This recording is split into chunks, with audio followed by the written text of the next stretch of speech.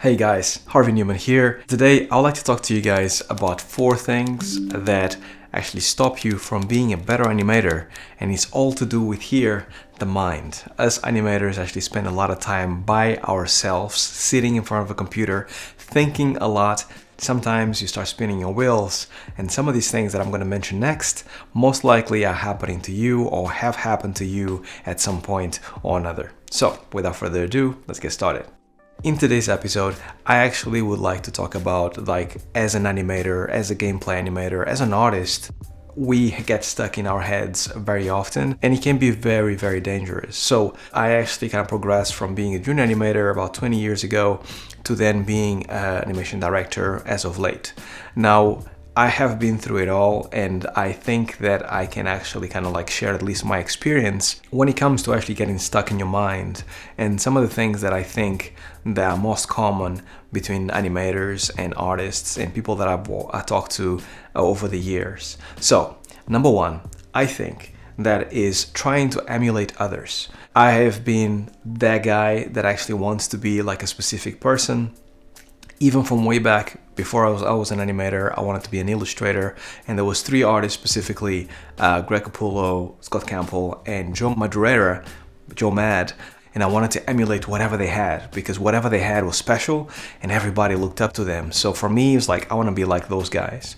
And when I started animating, obviously, the people like Richard Williams and the legends of animation, the Nine Old Men, all these other things, also became an example for me to emulate, right? And unfortunately, as good as that is at kind of having a goal, it's impossible for you to emulate anybody, and the faster you get used to the idea that you can only be yourself and your journey is going to be very different from anybody else, the better you're going to be, right? For me, when I started illustrating, Scott Campbell started his career when he was 20 years old illustrating comics, which was unseen at the time, and to me it was like, I want to be an illustrator by the time I'm 20. When I was 14. And if I don't make it, then I'm a failure. And very much everything was boxed into this true or false kind of narratives. And it becomes really bad because when you don't get it, you actually become disheartened and you don't actually want to pursue because you think you don't have enough talent to pursue whatever you wanted to pursue. When in reality, it would have taken a little bit more time. Maybe you could have gotten there or better, right? Every journey is different. And you should take it upon yourself to think that even though other people around you or your legends are really, really good, you are yourself and you can only have your own journey, right? Especially in a career that takes a whole lifetime for you to learn. It's really not about the destination, it's about the journey to become a better animator, right? And every single animator goes up about it in different ways, so you should take your time, be yourself, and enjoy the journey. Second thing, I think, and I do this as well, is being too hard on yourself. The amount of times that I actually felt very much like I was not really cutting it, and I felt like I needed to work harder, I needed to be better, I needed to actually listen more. How comes I made that mistake again? How many times can I make the same mistake? Oh my God, I cannot believe that I've made this again. And people are telling me and I'm not listening, and what does that mean? What does it say about me? All of these things, if it sounds true to you, definitely sounds true to me, and it's basically stopping you from becoming better faster, right? Because the amount of time and the energy that it takes for you to actually beat yourself down because you've done something that is completely normal and that every single animator or artist does, that amount of time could be well spent by you doing other things, as actually getting yourself better, reading a book, research the internet. How can I be better? I'm a big believer that anybody can learn anything, but people get certain things faster than others, right? So because you didn't get it, or because it's not working, or because you're just not there yet, doesn't really mean that you're worse than other people. It just means that for you it hasn't clicked just yet. Maybe you need to continue researching and reading in order for it to click at some point. But you being really hard with yourself is just a lot of energy wasted that you could have used for something better. Now, this is a big one, number 3. Overthinking the animation process. Now, big one for me back in the day, because at some point I was watching this Gnomon animation class from an animator. I think he was from DreamWorks or Disney or something like that, and he was heavy on the graph editor, right? And to me, at that point, I thought it was one of those moments that was like, I got this. And I thought that me solving the graph editor would actually absolutely make me an amazing animator, and this is why I was not a good animator. And then later on, I think Victor Navon from Pixar, brilliant animator, dropped an article called Splinophobia. I try and leave a link down below. Now, that just reinforced to me the idea that I needed to learn the graph editor. This is the secret sauce that every single animator out there needs to know in order to become a good animator.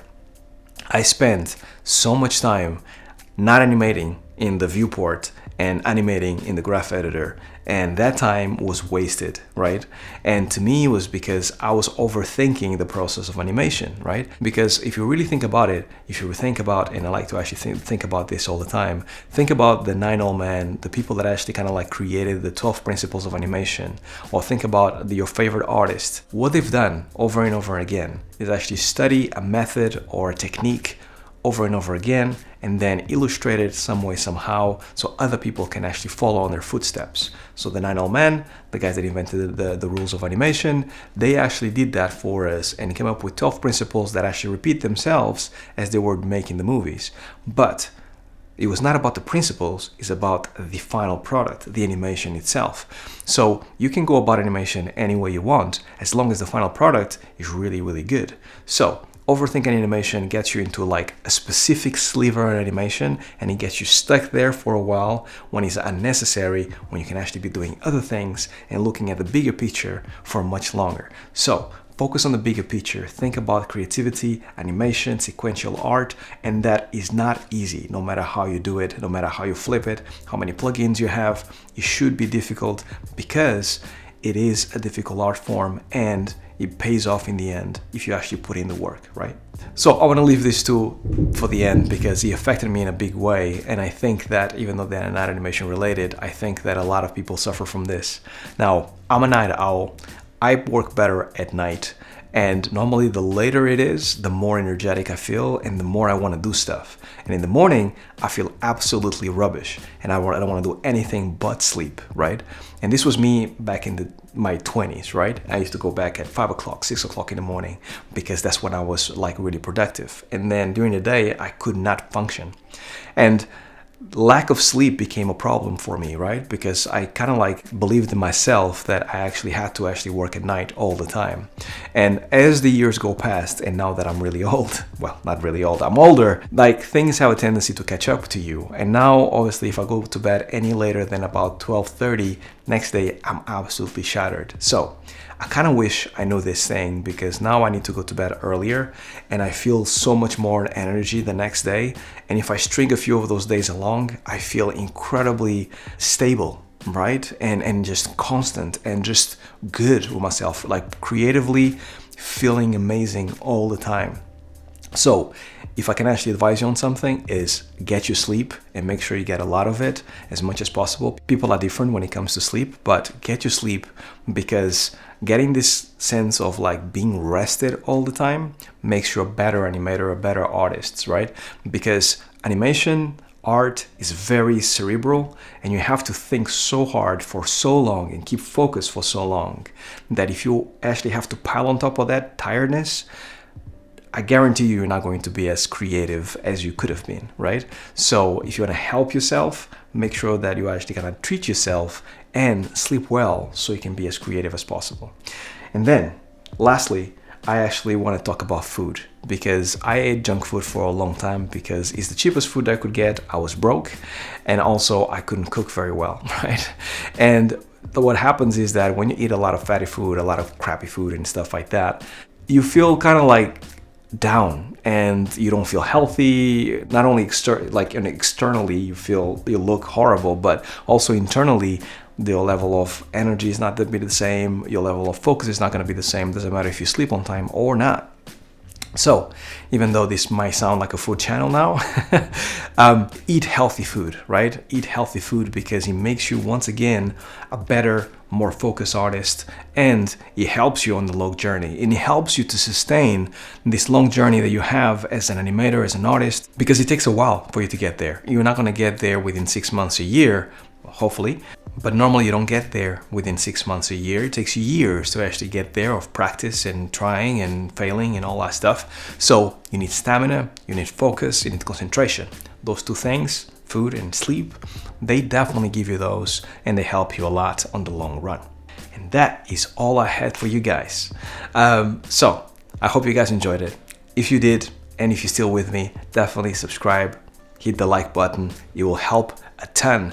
And if you really want to hear more of this content, watch more of this content, hit the bell icon. That way you won't forget, you won't miss out on any of these videos. And I love you guys for that. For anybody that actually wants to join, subscribe and drop a comment, definitely love you guys. Let me know what you think about these things. Also, if you actually like to go further and help out in the channel, I have a Patreon page that actually helps me and helps the channel tremendously when it comes to actually getting things to be better. Right now I'm actually dedicating all my time here to this channel, so I'd highly appreciate if you guys can go over, have a look and see if you fancy supporting me that way.